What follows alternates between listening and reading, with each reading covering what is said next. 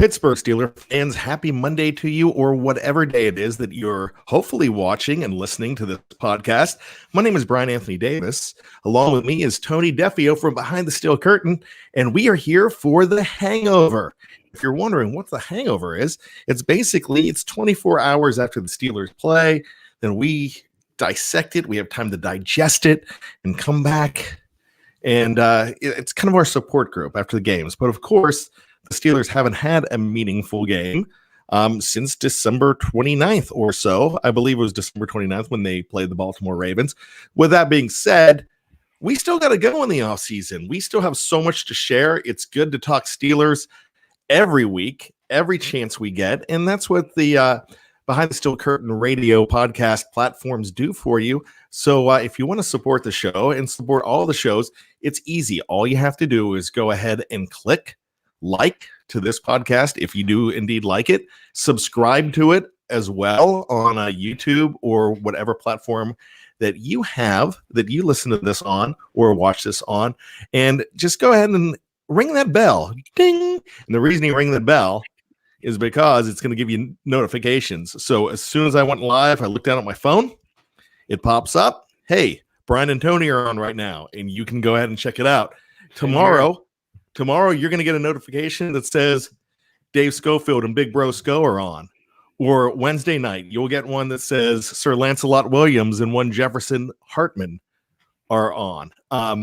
So far, I mean, it goes down the line. And we have to have a new one to shout out to on the weekends. We have myself and one Nick Bellino doing the podcasts for the playoffs, and that's for a limited time. So check it out.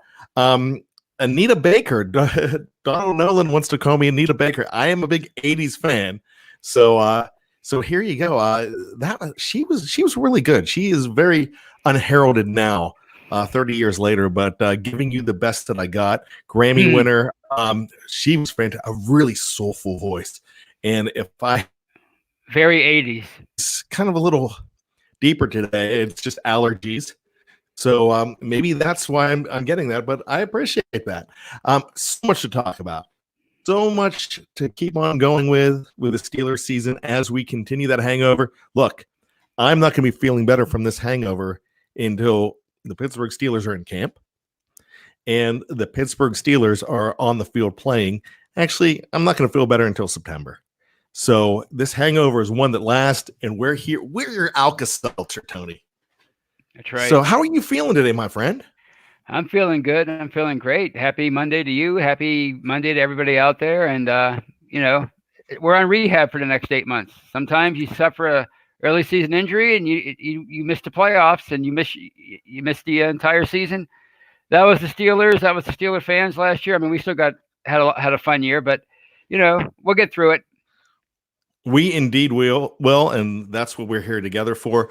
I just brought up Anita Baker because Donald Nolan brought it up, and I hate to be correctorson, but it was actually Anita Ward in 1979 that had the number one hit. And I know you know it, Tony. You could probably sing a few bars of "Ring My Bell." Ah, yes, those were the days. Disco.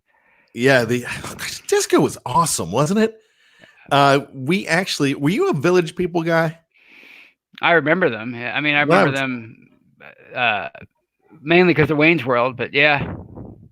What's your favorite disco act? What do you say? Disco act? I don't know if I have one. I mean, I know the Bee Gees got into disco late in the late 70s. I was a big Bee Gees fan as a little kid, so yeah, I'd say them. They're the best. If you ask me, I think. You don't realize how titanic they were, especially Barry Gibb, who wrote. He had about 20 straight weeks of number one songs that weren't just Bee Gees back in 1978, I believe. And he actually had a number one song in 1983 that you would never guess was him, but it was "Islands in the Stream." I was going to say it. Okay. Yeah. Oh, you knew that? I knew that. Oh, yeah. Yeah. That's Kenny Rogers and Dolly Parton, right? Yes, what a great collaboration. Really good song, and it gets better. And who was it? I know ODB. What was the name of ODB's group? That did a Ghetto Superstar to that. Oh, I don't know. Gosh, I know we know it, but we'll talk about that. But before we get started about the Steelers, you look at the calendar. A lot of people had the mailmen had off today. The banks had off today. Government agencies had off today. I had off today. We had off today for a good reason. And I want you to remember the importance of this day. Martin Luther King Day. This is a celebration that was first brought up by Jimmy Carter back in, I believe, 1979. So this was about 41 years in the making. I believe 1986, and finally became an actual holiday. And here's something that I do with my children. I put that speech on YouTube every single Martin Luther King Day. And just like I put a Jimmy V speech on when the ESPYs are rolling around. So I want them to hear these kind of speeches that shaped our thinking in our world. And so I thank you to Martin Luther King and the legacy. And I hope that we're celebrating that today and realizing that the world looks a whole lot different than it did when our parents and their parents were in these spots. So with that being said, just wanted to mention that to you, Tony. Oh, absolutely. I remember when I was in elementary school, Harvey Adams, who was the head of the local NAACP, he would come and talk to us and share those experiences that he had in the late 60s and in the 60s. So it was pretty educational for a little kid. So yeah, that's what I always think of when I think of Martin Luther King. So with that being said, I wanted to go ahead and bring that up. So let's talk about the weekend that was without the Steelers before we get into the Steelers. And we're going to bring the Steelers into this whole thing too. What did we learn from this weekend? And the title of the show is, what did the Steelers learn from this, not just this weekend, but this entire postseason so far? So let's start off with the first games. The first game this weekend, it was the Tennessee Titans. A favorite of a lot of people going through. They were actually, I had my heart set on the Titans because I really like their style of play against a team in the Kansas City Chiefs that they could turn things around in a heartbeat. It doesn't matter how far they're down. What were your thoughts about that first game, Tony? Well, I actually just wrote something about that before I came on the air. I was rooting for the Titans like you. You know, you like the underdog, the 6th seed, and we can relate to that as Steeler fans with the 05 team. But as I started watching that game and they fell behind 17-7 Kansas City, I started feeling bad for the Chiefs because it had been 50 years since they made it to the Super Bowl. And, you know, it had to feel like deja vu all over again for them. I mean, they just lost a heartbreaker last year. So I started kind of rooting for the Chiefs. I wanted to see them win because I to go that long without making it and coming close so many times. And, Patrick Mahomes, I was wrong. I'm just going to say it. I remember 3 years ago, I had many arguments on Behind the Steel Curtain with people like Igloo Joe. He's a regular reader and writer, and about how that quarterback class, we don't need a quarterback. And Patrick Mahomes, I got a text yesterday. We should trade up for Patrick Mahomes, and he's just a phenomenal player. So those are my thoughts on that game. An amazing draft class that was, because you had teams trading up for Deshaun Watson, teams trading up for the Chiefs, trading up for Patrick Mahomes. Even the 49ers traded back and really took advantage of the Chicago Bears to go up one spot to get Mitchell Trubisky, which a lot of people are like, well, they didn't have to do that. The 49ers weren't taking him anyways, but you got to remember somebody else could trade into that spot. Right. Just as easily. So, I mean, that's the guy they wanted. They went and looked for him. But I tell you what, Mahomes is the guy that is going to be the face of the NFL for the next millennium. Yeah. Okay, wait. I can't say millennium. Let's stop that. Next decade. Well, you never know how good he could be. He might be the best player for the next 100 years. We don't know yet. It's too early. But he's phenomenal. I mean, that touchdown run he had at the end of the first half, that's one of the most amazing plays of the 2019-2020 season, as far as I'm concerned. It was just phenomenal. And of course, he's an even better passer than that. So he's just a special, special player. Let's compare him to Tom Brady when Tom Brady was going into his first Super Bowl. Well, Tom Brady, I think we were all waiting for the other shoe to drop with him. He was just a 6th-round pick, and nobody knew at the time that he would turn into the GOAT at quarterback. So I think as far as what we thought of Tom Brady at the time, I assumed that Drew Bledsoe would eventually get his starting job back. That's what I was thinking of Tom Brady, but obviously he proved me wrong. Whereas Patrick Mahomes there's no doubt that he's special in the moment. When you see Patrick Mahomes, do you really think that, let's put it this way, could he win with what the Steelers were putting on the field at wide receiver and tight end this year?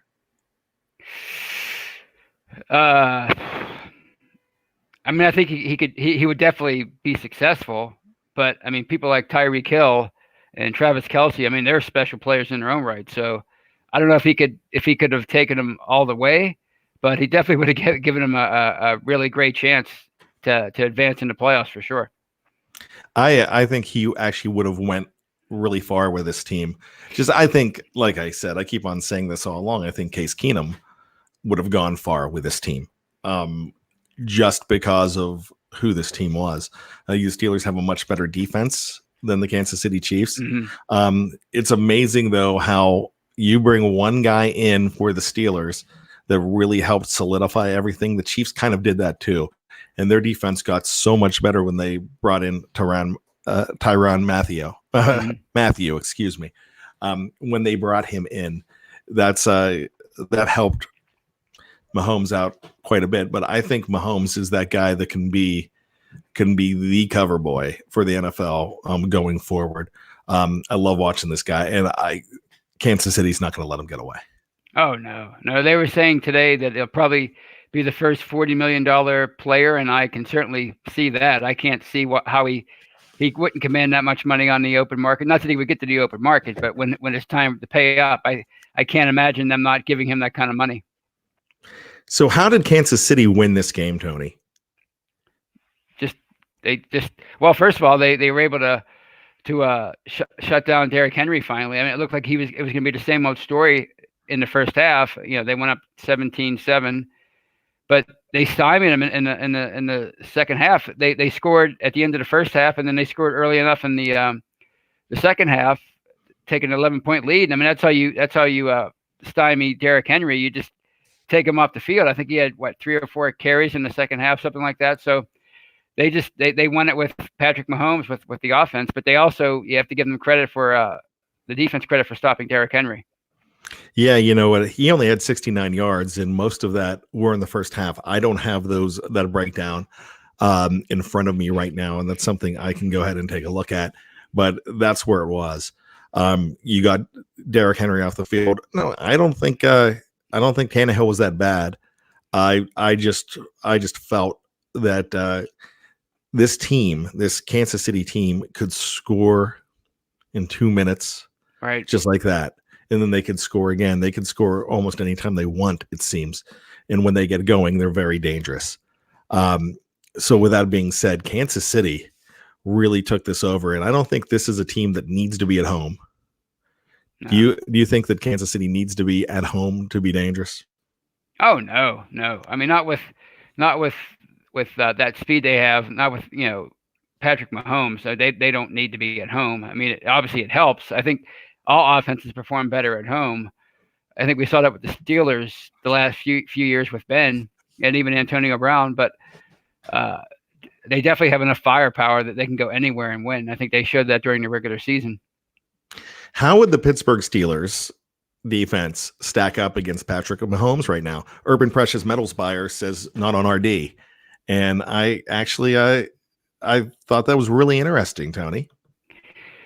Yeah, well, I mean, I think you would have to find somebody that could shut down a tight end. I think they made strides in that department this year, with Devin Bush and Minkah Fitzpatrick, but they still had their issues with that position. So that would be a bad matchup for them probably. But Tyreek Hill, who would you put on him? I guess Joe Hayden is probably too slow for him right now.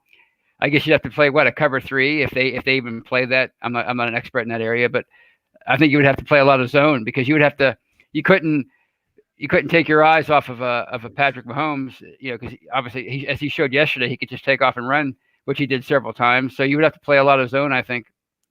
And I don't think we really think about him as a runner, but he could. I mean, Right. that's where he has it. You think of him as a passer. You don't think of him as the new era quarterback that we're seeing in a Deshaun Watson, in a Lamar Jackson. This guy, I mean, he could just drop back and be dangerous. But if you rush him, he could throw on the run. He can get out of trouble. Just really exciting guy to watch. So there you go. Andy Reid, is he finally going to? Don't answer this, but is he finally going to win the Super Bowl? He finally got into another one, and it's been a long, long time. It's been 15 years since he's been in the Super Bowl. Right. Can he get in there and win it? Because he's been in a lot of championship games. If I'm not mistaken, he was in. Let's see, he lost 3 before he finally got in, and then he lost another one I think this was his 6th championship game. So. Is he a Bill Cowher guy that has to wait late in his career to go ahead and win? Because I believe this is his 21st season as a head coach. So Andy Reid has an opportunity. I'm not a big Andy Reid fan, but I respect what he's done. If you listen to Jeff and I on the post-game shows, the playoff post-game shows last night, we were talking about our why we don't like him, and a lot of it has to do with the Ryan Suckup game of 2013. Right. But a lot of that is like sour grapes on our part, I guess. But as that goes, then you go out west. You go to the later game. And the later game wasn't much of a game to watch. Green Bay, did Green Bay even ever have a chance in that game? I didn't think so last week because of the way the 49ers handled them in the regular season, and that stat of how rematches usually go in the postseason when one team defeats another by 21 points or more. I thought it would go just about the way it did. And a friend of mine who I bowl with, I mean, he kept referring to the Packers as a fraud all season, and that's what they felt like, because they seemed like they just sort of snuck into that bye at the end of the year, and they really weren't the first or second best team in the NFC. It seemed like maybe the Saints maybe were a better team, and they just kind of lost out to some bad luck in the tiebreaker at the end. But it went pretty much how I thought it would go. Do we know what kind of quarterback Jimmy Garoppolo really is? Not based on yesterday. Eight passes he threw the entire game. To me, that's the most amazing stat of the entire postseason, considering how complete a team the 49ers really are. For their quarterback to only throw eight passes in the championship game, to me, is amazing. But I mean, they didn't have to. 285 rushing yards. Mostert, whoever that is, he's like their third string running back, and he rushed for 220 yards and 4 touchdowns. So, I love that guy. That guy gave me some fantasy wins late in the season. Yeah, I was lucky enough to be able to pick him up and do very well with Raheem Mostert. But as far as Garoppolo, I think he's solid, but I think he's still unproven. I mean, he's not a liability by any stretch of the imagination, but he's definitely not totally proven just yet. I think we'll find out a lot about him in 2 weeks. Okay, so let me ask you this. What's more dangerous? The San Francisco 49ers defense or this running game that makes you not even have to have your quarterback drop back to pass? I think the running game could be more dangerous, because if you can control the game that way, then you limit opportunities for players like Patrick Mahomes in that offense. But I think if you give Mahomes enough time and enough opportunities, he could beat any defense, including the 49ers right now. Wow. So there you go. And that kind of answers your question too. And you were alluding to the fact that Mahomes would not have that much of a problem with the Steelers defense as well. So that's kind of where it's at. So we're looking at this game. We've got a great matchup.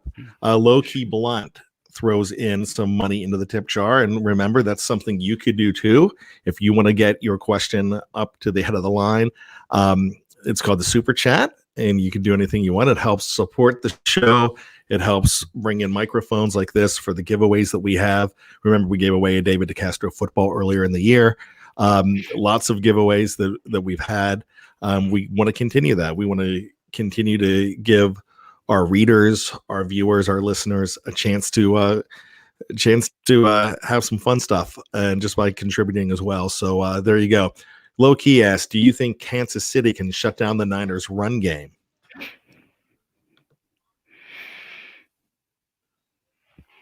Not totally. No, I don't think they can totally shut them down, but I think they can do a respectable job. You saw yesterday, again, what they did to Derrick Henry. That defense is not great, but I think it's good enough to if they make the 49ers one-dimensional, which is easy to do if you I'd say it's not easy to do, but you can, if you want to stop something in the NFL, you could pretty much, if you game plan to stop it, you could pretty much do that. And then it's just a matter of can Jimmy Garoppolo win the game for them? And I think they can shut down the 49ers run game enough to not make it. I mean, there's no way I see them rushing for 285 yards again, if that's what you mean.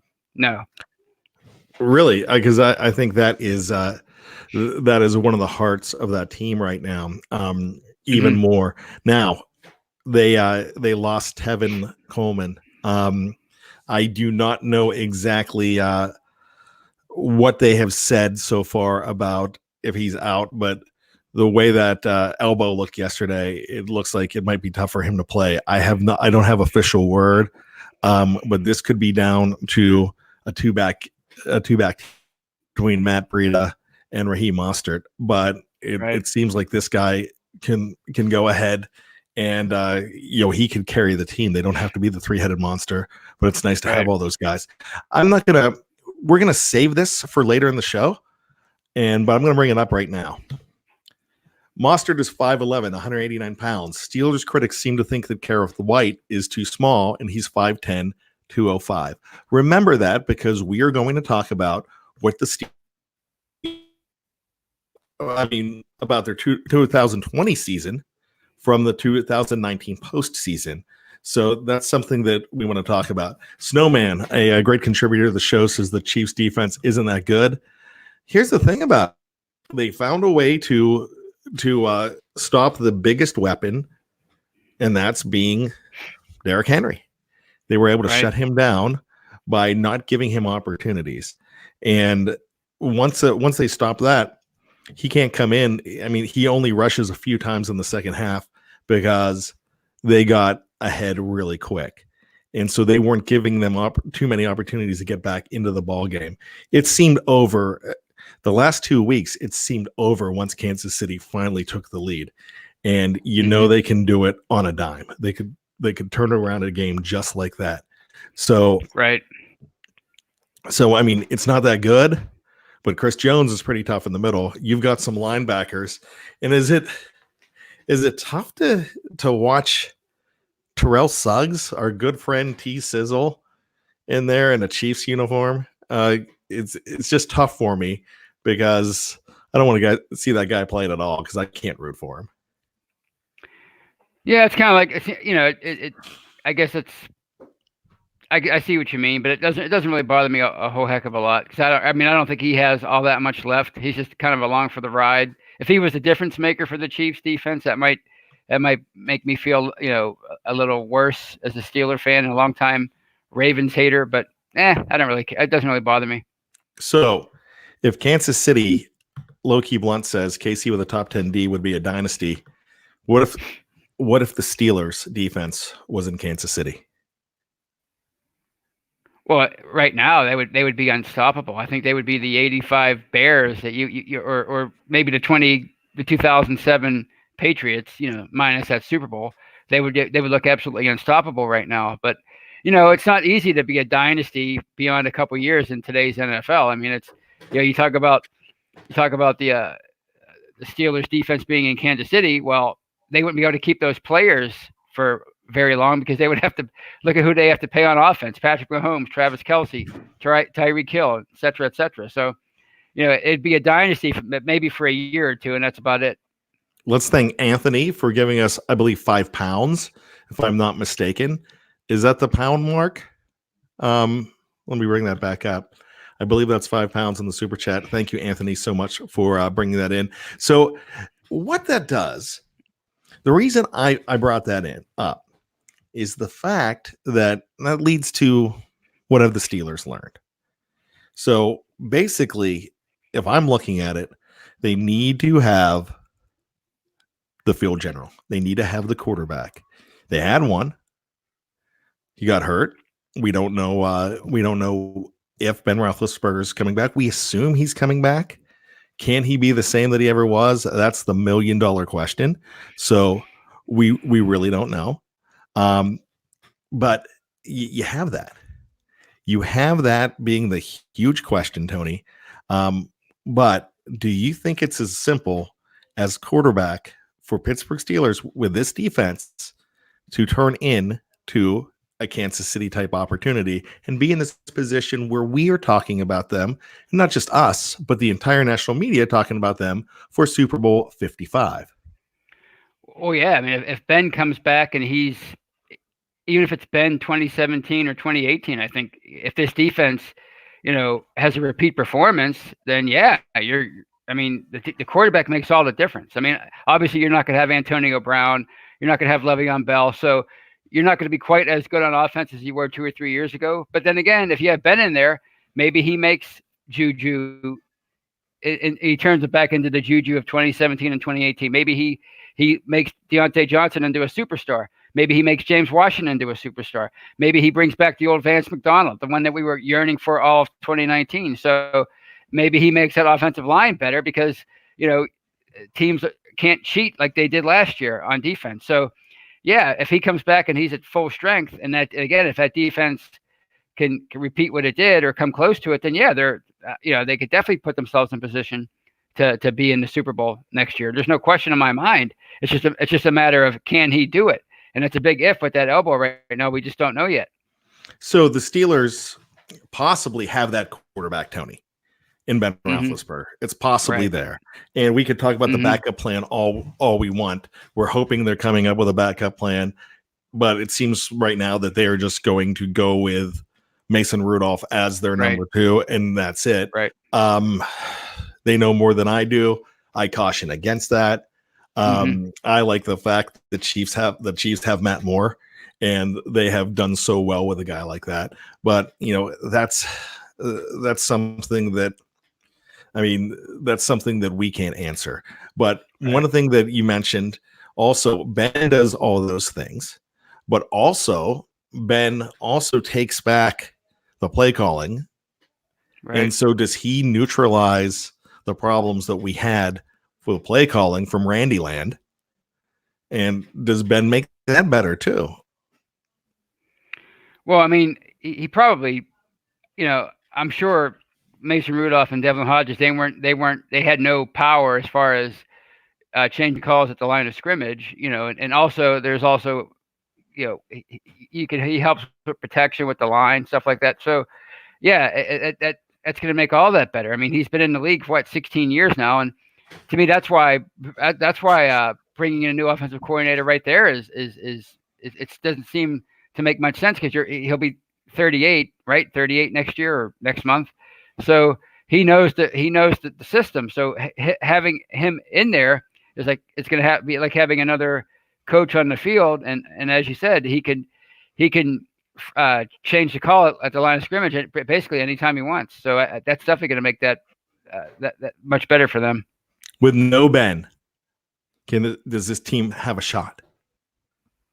With no Ben, with the quarterback position the way it is right now, I'd have to say no. I know a lot of people are trying to they're making more out of what Mason Rudolph did in that quarter or so against the Jets, but they were also heavily criticizing him up until that quarter and a half against the Jets. So I don't think we know anything about Mason Rudolph just yet. And we obviously, I think Devlin Hodges is destined to be a backup or a third stringer. So as constructed right now with the quarterback spot, no, they wouldn't have a chance without Ben. But who knows? We still don't know how much Mason's going to develop, or how much he learned from his experience last year. So on the surface, it doesn't seem so, but who knows? Maybe they bring a veteran in. Maybe Mason makes a big leap in his third year. We just don't know. So 98671X, he may have been responsible for the Raheem Mostert size, comparing him to Kareth White comment. I believe that was him. If it's not, I do apologize. San Francisco and Tennessee proved you can do it with a good run game. So was the lack of a rushing game more crucial last year? In 2019, was it more? Did it ruin the team more? Could have this team won with a better running game? Or does that correlate too much to the quarterback position? Does it go hand in hand, Tony? Well, it's hard to say because, I think James Conner went with no Ben and a young quarterback. James Conner becomes your most important asset on offense. I mean, we talked about how important he was the year before with Ben, and how much better the offense performed with him, with it flowing through him. So the fact that he was hurt so much last year, it's hard to say if he would have been able to carry the offense without Ben. But the fact that he wasn't in there certainly didn't help. But I think it's not just last year, but I think we learned in 2016 how, even with Ben in there, how far they went in the playoffs with Le'Veon Bell. He was basically their offense in 2016 because they were so compromised at the receiver position. They had so many injuries. So not just this year with the Titans and the 49ers, but I think we learned from the Steelers themselves a few years ago that if you can, even though you have a franchise quarterback, you can still rely on your running game. So I think that's one thing we could take away from this. Like the commenter said, you can win with the running game. Obviously, it helps to have a great quarterback, but you can still win on the ground. You can get pretty far. So we're talking about what the Steelers have learned from this 2019 postseason.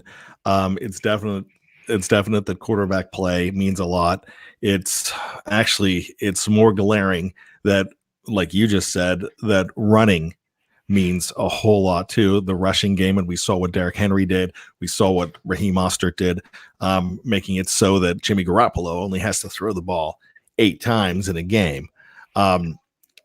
We saw Mostert.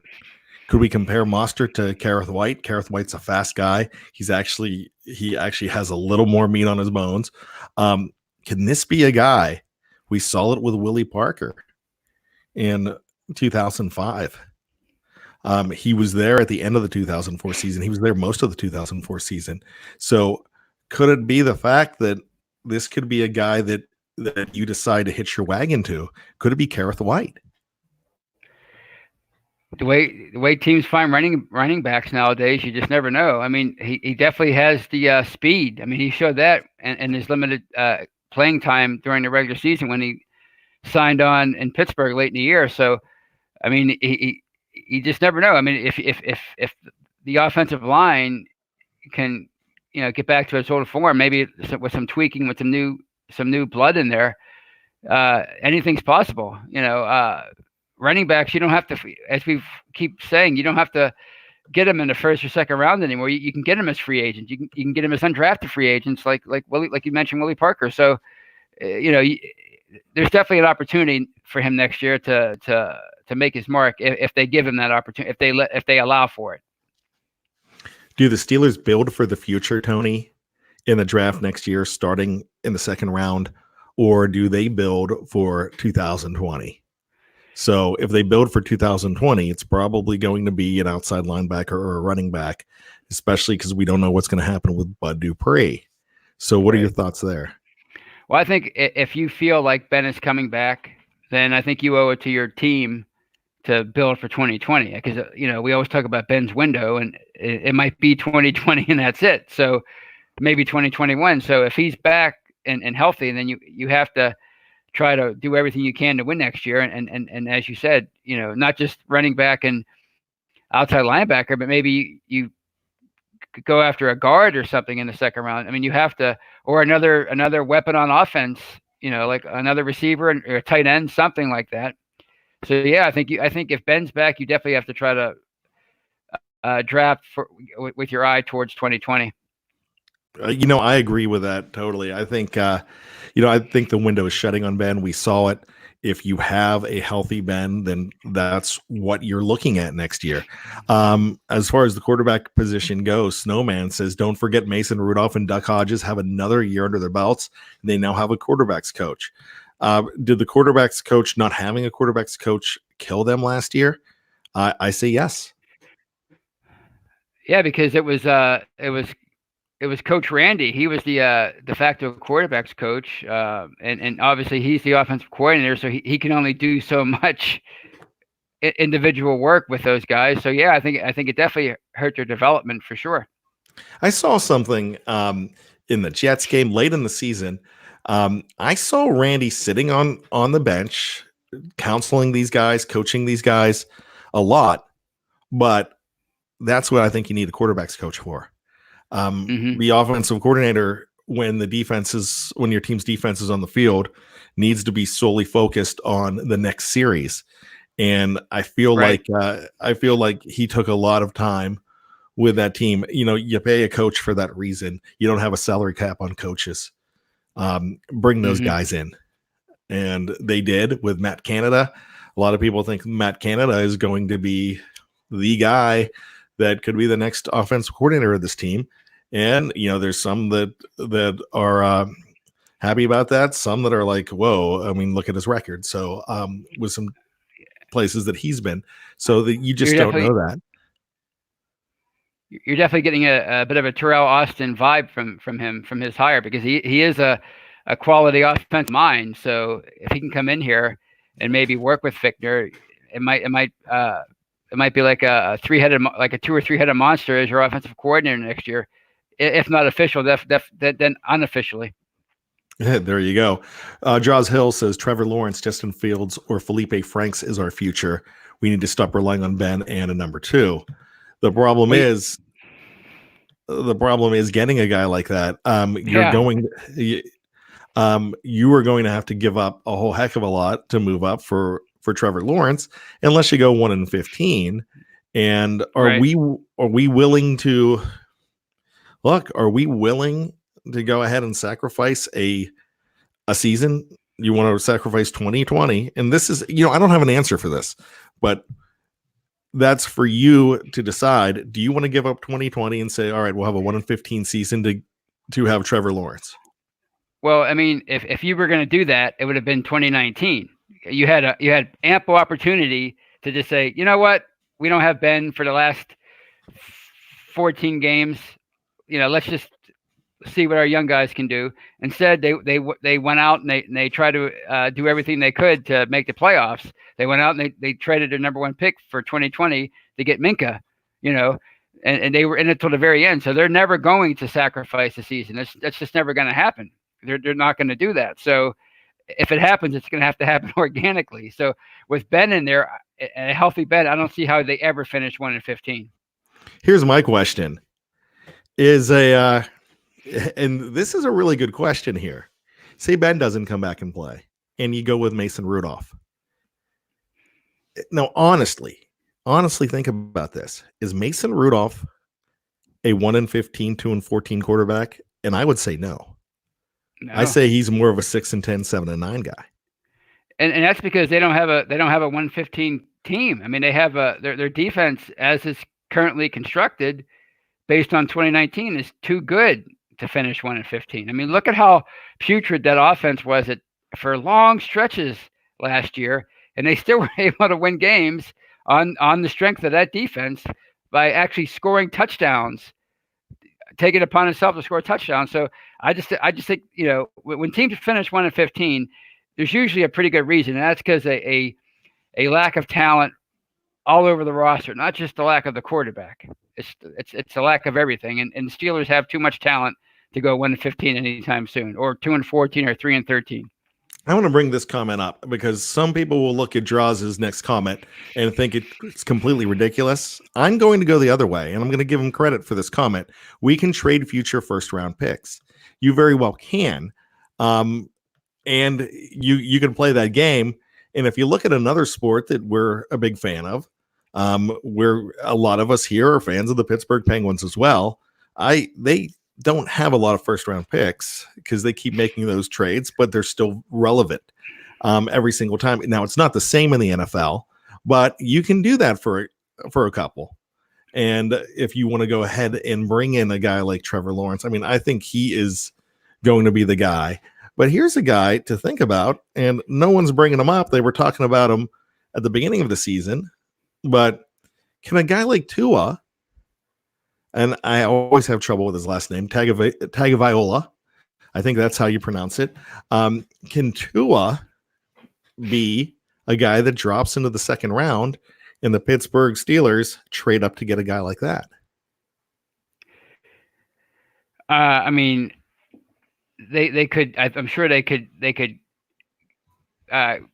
consider that, but you have to remember who their franchise player is, and he didn't seem to take too kindly to the drafting of Mason Rudolph. You should let any player hold your team hostage. If you feel like you have a chance to find the heir apparent, you have to do it. But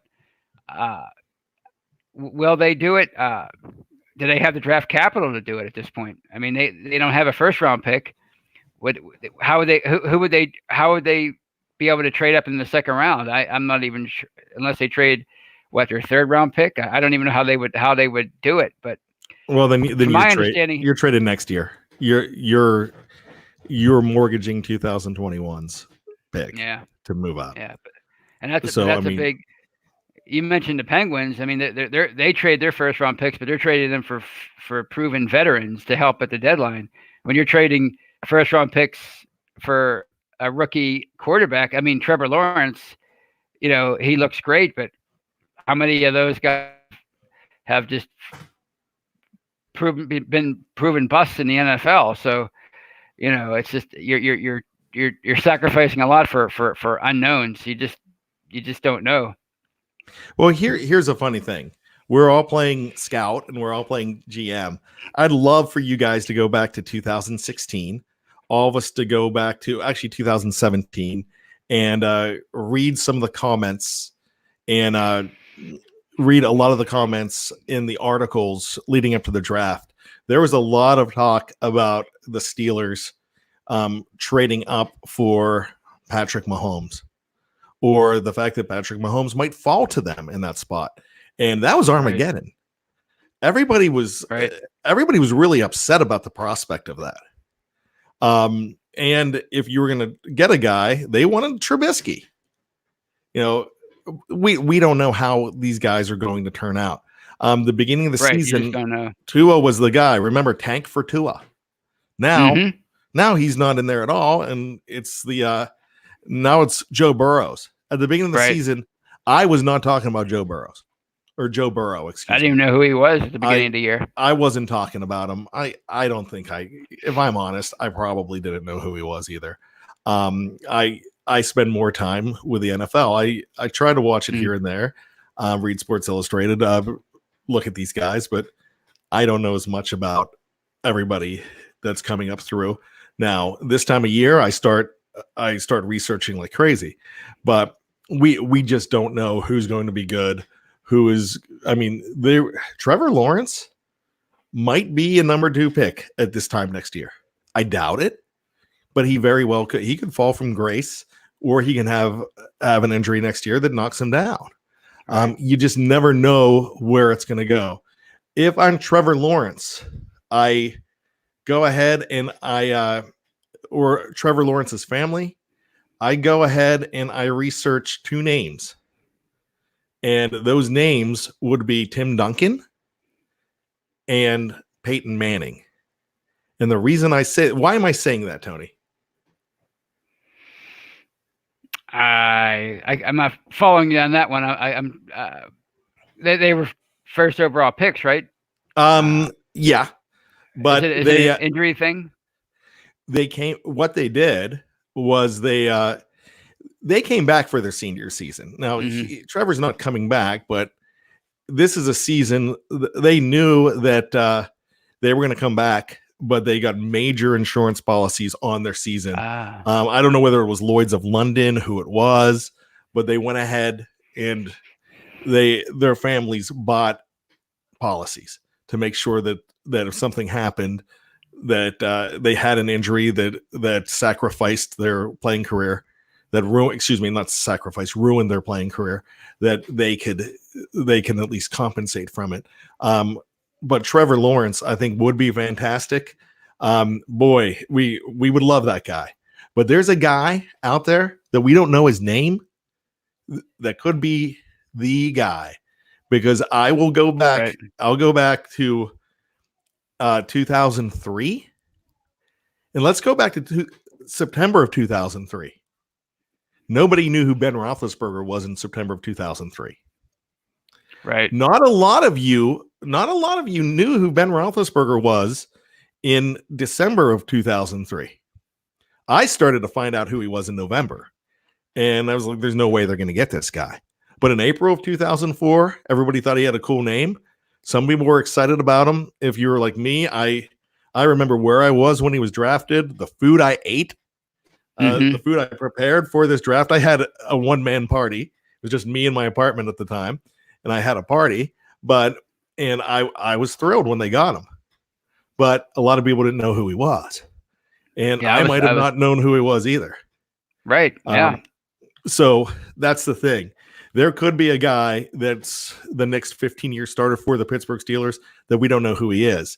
The only problem is you might have to take a number one pick for that guy, because most of the guys that we're seeing playing right now are number one picks, going deep into the draft. That's football history. I mean, most quarterbacks throughout history are number one picks. They're the great ones. I mean, it's just that kind of position.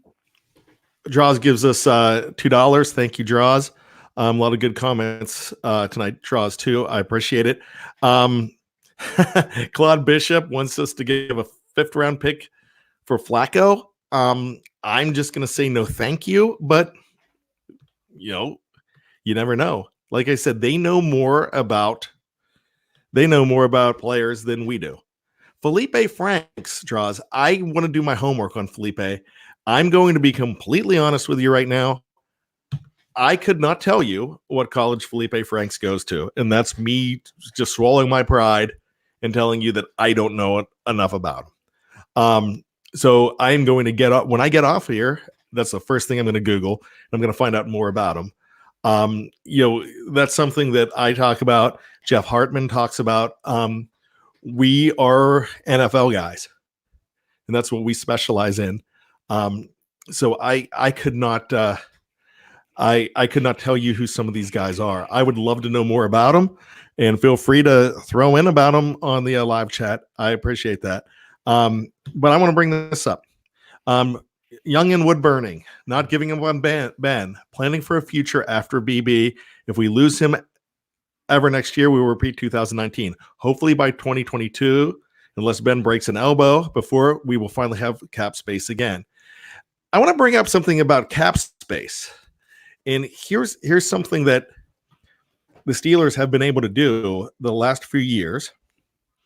And not a lot of people remember this. The fact that there is 2021, there's a lockout scheduled, or the collective bargaining agreement ends, and the way it goes, there's probably going to be a lockout, and we're going to be having a lot of talks about DeMaurice Smith and the lockout and the entire thing. That's what I could look at the crystal ball and say that's what we're going to be talking about. So with that being said, every year Pittsburgh looks at a guy like Stephon Tuitt, looks at a guy like Cam Hayward, Ben, guys like that, and they extend them. And that's why the Steelers are always in salary cap harm. Right. They can't do that this year. So if they're bringing guys in, they're dropping contracts like Chicolo. They're dropping a contract like they're not paying $18 million for Bud Dupree. Ramon. That's Ramon. I don't expect to see Ramon Foster back, and one of my favorites. So that's what you're looking at. You have to clear salary cap space that way. So. And you want to look at a guy, you're not going to look at a guy on his rookie contract and get rid of him because that's not helping you. So, there you go. So it's going to be a very interesting offseason. We're going to have plenty to talk about, and we're going to talk about it with you guys. Tony, what are your thoughts on the show? And do you think that we have learned something from this 2019 postseason? I think we have. I mean, I think it's obviously we've learned that you need a quarterback. That's pretty much the obvious. But we've also learned that you can win playoff games with rushing and defense. And I think it's something that you kind of forget about all these years with Ben. Well, as long as we have Ben, we have a chance, and that's true. But I think we also learned from the Steelers themselves in 2019 that you can be competitive as long as you have a great defense. That actually matters. We didn't think it mattered for the longest time, but it actually matters. So I think we learned a lot from 2019. I think we have too, and that especially that 2019 postseason, how teams are playing, how teams are defeating the Baltimore Ravens. That's a big thing.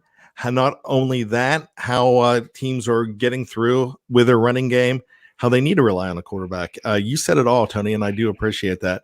So with that being said, everybody in the live chat, everybody who helped out in the super chat, we really appreciate it. You, as always, you are a Steeler BTSC family, and we need you, and we love to have you, and we're going to get through this entire offseason, this entire Super Bowl season with you. And we're probably going to talk about some past Super Bowls next week, so we will be glad to do that as well. Draws asks if we do have Facebook or email. You know what? I usually go through my Twitter handle at BTSC Bad, and you're at Tone Deaf. Is that right? That's my email, tonedeaf@netzero.net. But you can also find me on Twitter at Defeo Man, my last name, Defeo Man. I don't know how I came up with that name, but I've had it for 10 years, so that's what it is. You can find me there, and I'm on Facebook. My full name, Anthony Defeo. You can find me on Facebook. I have it's a public page. I have nothing to hide. Friend me. And I mean, you could do that as well with Brian Davis, but I'll put my email out there. It's saintmyron@gmail.com. And if you're wondering where that comes from, then keep on wondering, because it's not going to take, if you're a Steeler fan, it's not going to take you too long to figure that one out. So with that being said, yeah, definitely get a hold of us. We have a lot of fans get a hold of us through Facebook, through Twitter, through email. That's something that we appreciate, and we do our best to get back to you. We will do our very best. It seems that usually the most emails we get are the angry guys. So it's nice to get a nice one every once in a while. And real quick before we drop off, I was talking last week about how, different fan bases are rough to go to. And I talked about how I thought Kansas City fan bases were, I thought their fan base was a pretty decent fan base. I got a Steeler fan that listened to our show that sent me a long email, and it was a very eye-opening how he and his girlfriend, I believe now his wife, but he lived in that area, went in the 90s and early 2000s to games and was absolutely terrorized for wearing Pittsburgh stuff. And it was probably some of the worst stories that I've ever heard. So we appreciate hearing that kind of stuff. I was really upset to read that. I wrote him back right away. But it's we love hearing from you outside the show too. So that's why we go ahead and publish our emails or our Twitter handles. Definitely get a hold of us. Tony definitely has a lot more Twitter followers than me. I'm trying to get better on the Twitter. So I'm at 132 right now. So here's the push for 150. And I know I want to get to 200. And we want to get to 6,000. We want to get to 6,000 likes for our BTSC network. And so make sure you go ahead and like our show. Not just like our show, subscribe, tell your friends to subscribe. We appreciate that as well. So with that being said, for Tony Defeo, my name is Bryan Anthony Davis. We love you, Steeler Nation. Tony, take us home. You have just been hung over. See you next week.